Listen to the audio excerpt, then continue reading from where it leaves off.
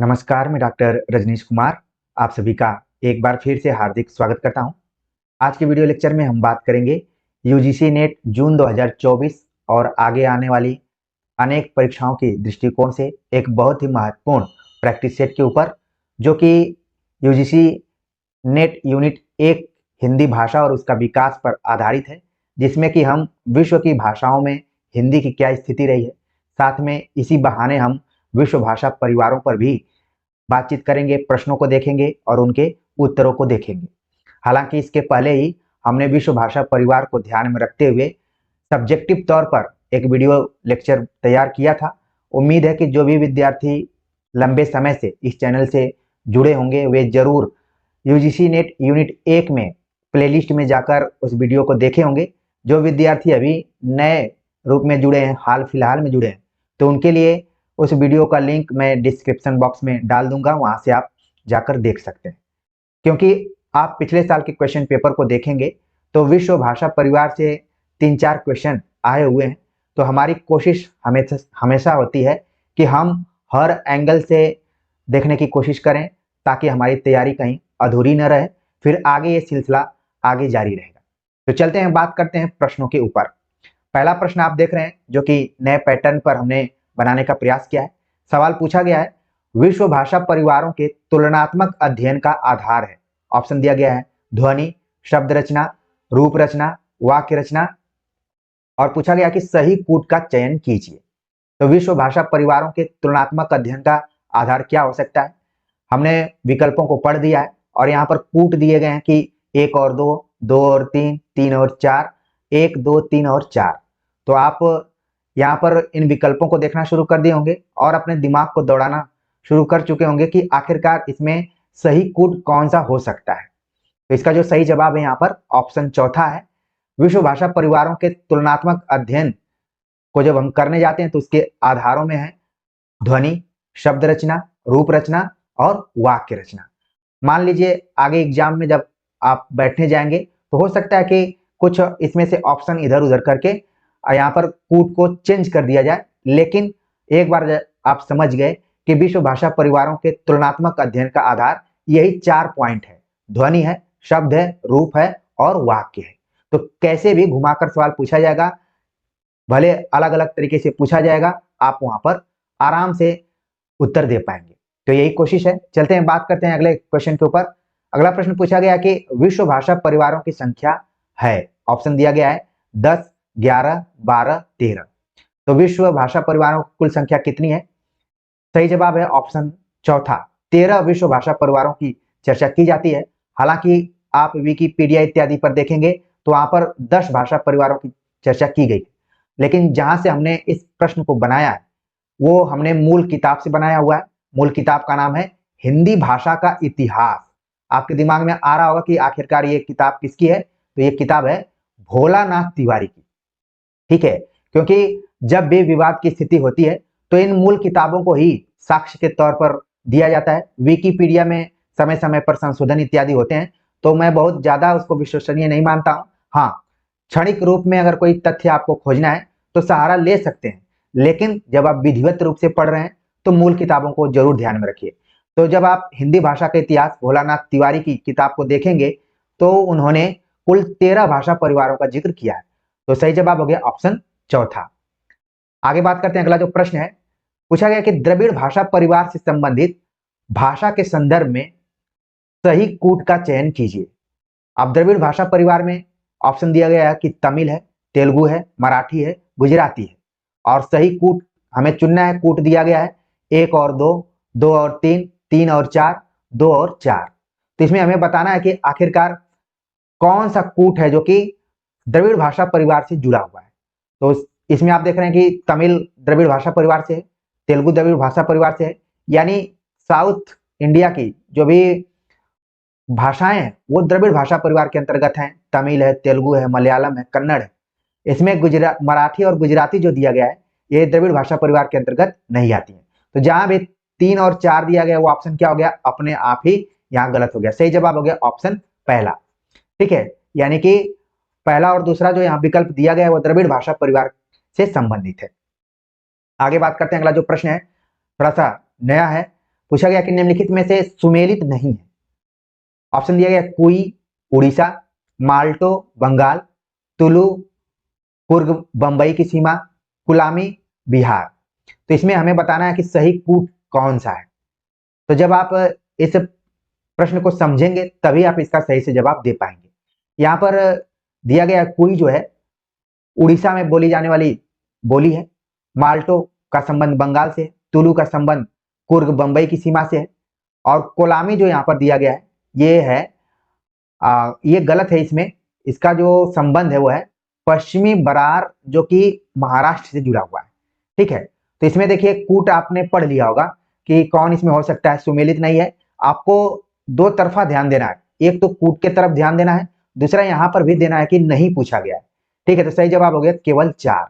केवल 4 जो है वो सुमेलित नहीं है, बाकी सभी क्या इसमें सुमेलित है। कुई का संबंध उड़ीसा से, माल्टो का संबंध बंगाल से, तुलु का संबंध कुर्ग बंबई से। ठीक है, और कुलामी का कहां से है आपको हमने बता दिया।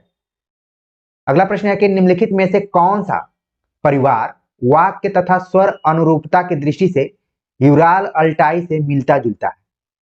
ऑप्शन दिया गया चीनी अथवा एकाक्षरी परिवार, सिमेटिक हिमेटिक या सामी हामी परिवार, काक्शियन परिवार या फिर द्रविड़ परिवार। तो यहां पर हमें बताना है कि यूराल अल्टाई खुद एक भाषा परिवार है, लेकिन इसी से समानता वाक्य और स्वर में कौन सा भाषा परिवार रखता है। तो यहां पर आप देख रहे हैं कि सही जवाब हो गया ऑप्शन, यहां पर है सही जवाब ऑप्शन चौथा। द्रविड़ भाषा परिवार जो है जिसका संबंध किससे है, यूराल अल्टाई भाषा परिवार के वाक्य और स्वर में जो भी अनुरूपता है दोनों भाषा परिवारों में समान रूप से दिखाई पड़ता है। द्रविड़ भाषा परिवार के बारे में हमने पहले ही बता दिया कि इसके अंतर्गत कौन कौन सी भाषाएं और बोलियां आती हैं। ठीक है, आगे बात करते हैं। अगला जो प्रश्न है द्रविड़ भाषा परिवार से ही संबंधित है। द्रविड़ भाषा परिवार के संदर्भ में सही कूट का चयन हमें करना है। पूछा गया कि इस परिवार की भाषाएं अश्लिष्ट अंतःयोगात्मक हैं, मूल में किसी प्रकार का विकार नहीं आता, इस भाषा परिवार की भाषाओं में 3 वचन होते हैं, लिंग 3 होते हैं। अब हमें जब द्रविड़ भाषा परिवार के बारे में उसकी विशेषताओं के बारे में जानकारी होगी तभी इन प्रश्नों को हम सही से कर पाएंगे। और नीचे कूट दिया गया कि 1 और 3 सही है, 2 और 3 सही है, 3 और 4 सही है, 1 और 4 सही है। तो देखिए इसमें जो गलत है वो है ऑप्शन तीसरा। यहाँ पर इस भाषा परिवार में 3 वचन नहीं बल्कि 2 वचन की बात की गई है। ठीक है, एक वचन और बहुवचन। जबकि और जो विशेषताएं दी गई हैं कि अश्लिष्ट अंतःयोगात्मक है, ये सही है, मूल में किसी प्रकार का विकार नहीं आता, ये भी सही है, और 3 लिंगों की बात की गई है, ये भी सही है। तो आप देखेंगे कि जहां पर भी 3 आया हुआ है कूट में वो अपने आप क्या हो जाएगा, यहाँ पर गलत हो जाएगा। इस तरीके से इसका जो सही जवाब हो गया 1 और 4। ठीक है, इसमें 2 भी सही है लेकिन 2 3 के साथ लगा हुआ है इसलिए वो कूट क्या हो रहा है, गलत हो जा रहा है। इसी तरीके से आगे आने वाले एग्जाम में आपको एलिमिनेट करना है, देखना है कि कौन सा सटीक उत्तर यहाँ पर हो रहा है।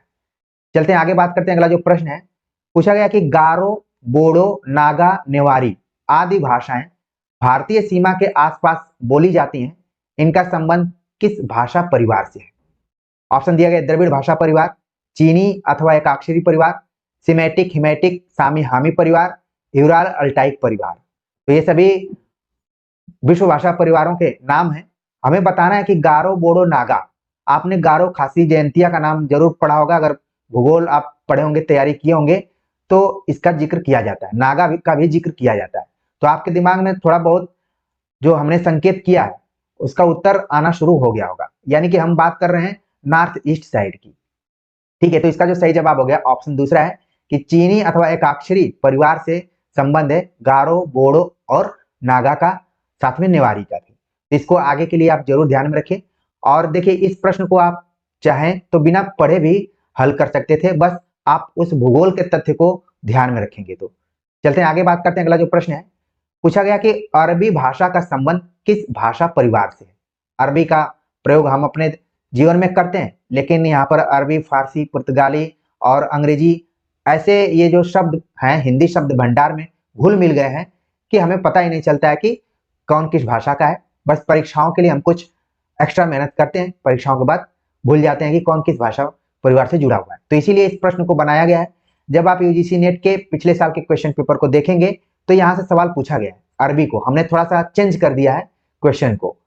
तो अरबी का संबंध किस भाषा परिवार से है? ऑप्शन दिया गया है यूराल अल्टाइक परिवार, सेमेटिक हेमेटिक सामी हामी परिवार, भारोपी परिवार, द्रविड़ परिवार।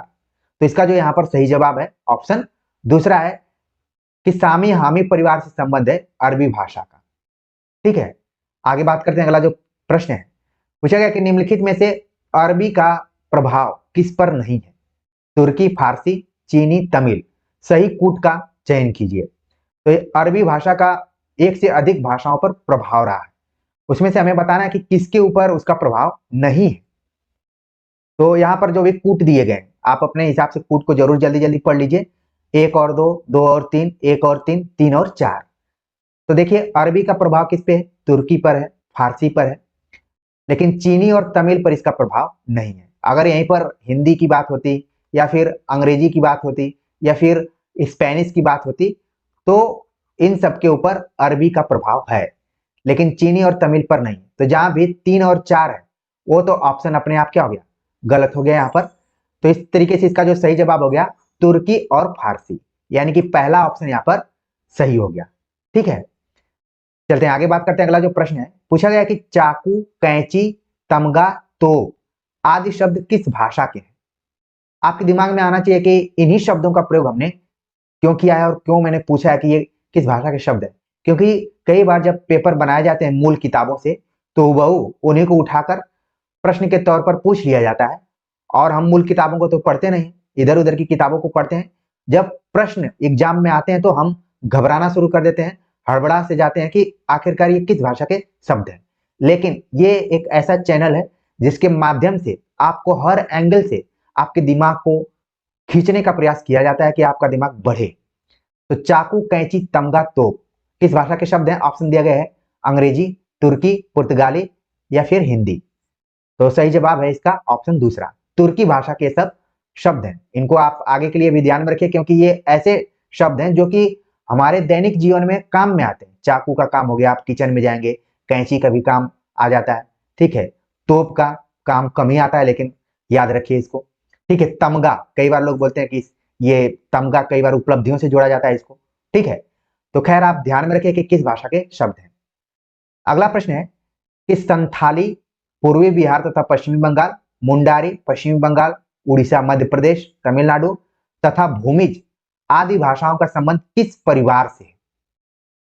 तो संथाली इसका एरिया प्रश्न में ही बता दिया गया कि कहां पर है। इसका क्षेत्र जो है पूर्वी बिहार और पश्चिमी बंगाल में संथाली, इसलिए संथाल परगना का नाम आपने जरूर सुना होगा।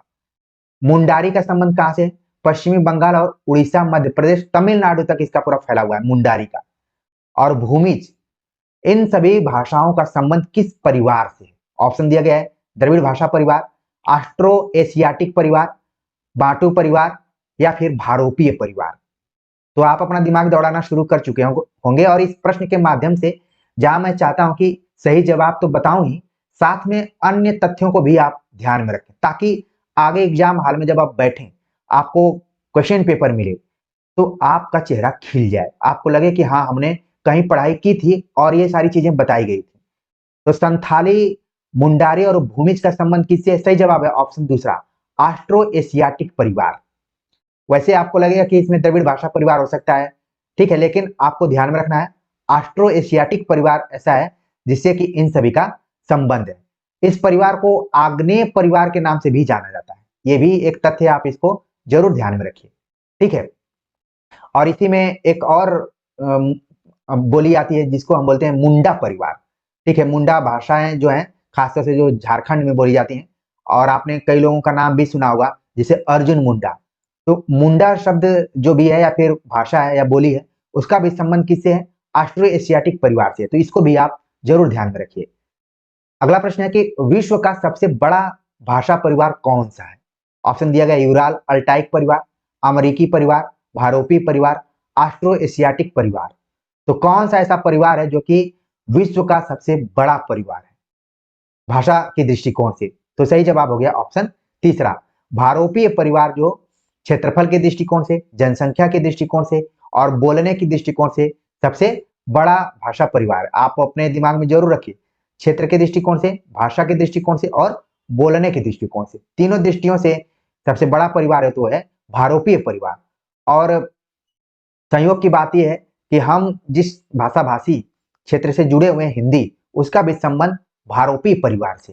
तो एक अलग से कॉन्फिडेंस आता है कि विश्व की सबसे जो बड़ी या बड़ा भाषा परिवार है उसी से जुड़ाव है हमारी भाषा का। तो भारोपीय परिवार का संबंध हिंदी से है। आज जिस प्रश्न के बारे में बात कर रहा था ऊपर हमने बता दिया, और हमारा देखिए मन नहीं माना था तो मैंने इसको क्वेश्चन रूप में बना भी दिया था कि मुंडा या कोल भाषा का संबंध किस भाषा परिवार से। तो ऑप्शन पढ़ने की जरूरत ही नहीं है, आपके दिमाग में तुरंत आ गया होगा कि ऑस्ट्रो एशियाटिक परिवार से संबंध है मुंडा या कोल भाषा का। दोनों को जरूर ध्यान में रखिए।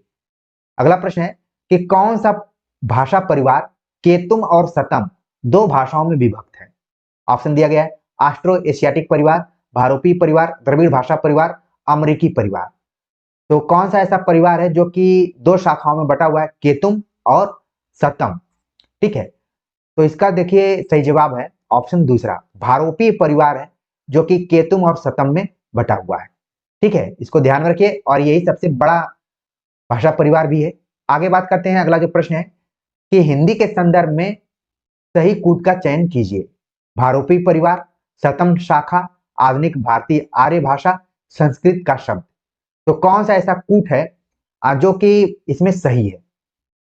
तो पहले तो आपके दिमाग में आना चाहिए कि हिंदी का संबंध किसे है, भारोपीय परिवार से, हमने बता दिया। इसका संबंध जो केतुम और सतम शाखा थी उसमें से सतम शाखा से इसका संबंध जुड़ा हुआ है। आधुनिक भारतीय आर्य भाषा के तौर पर हिंदी को देखा जाता है। और लिखा गया है कि यहाँ संस्कृत का शब्द है, हिंदी संस्कृत का शब्द नहीं है। अगर आपने थोड़ा बहुत बेसिक तौर पर हिंदी भाषा के उद्भव के बारे में पढ़ा होगा तो ये बताया जाता है कि ये ईरानी भाषा का शब्द है। ठीक है, संस्कृत का नहीं है। भले इसके जन्म को हम संस्कृत से जोड़ते हैं, लेकिन जेएनयू में जब आप जाएंगे तो इसका जन्म जनपदीय भाषा से बताया गया है, संस्कृत से नहीं बताया गया। जो भी विद्यार्थी होंगे वहां पढ़े होंगे इस बात को याद कर लिए होंगे, हाँ ये बात सही है। लेकिन यहाँ पर हमें प्रश्न के मुताबिक देखना है कि कौन सा सही कूट है। सही जवाब है चौथा, 1, 2 और 3 क्या है, सही है। और चौथा ऑप्शन यहाँ पर क्या था, वो गलत था। और क्यों गलत था मैंने कारण इसका बता दिया है यहाँ पर। तो इस तरीके से हमने विश्व भाषा में हिंदी की क्या स्थिति रही है, उसी बहाने हमने विश्व भाषा परिवारों को पढ़ लिया। और मैं भी हमने तो मूल किताब से इन सभी प्रश्नों को बनाया है और इनसे बाहर आने की संभावना कम है, और मैं उम्मीद भी करता हूं कि सभी को मैंने कवर कर लिया है।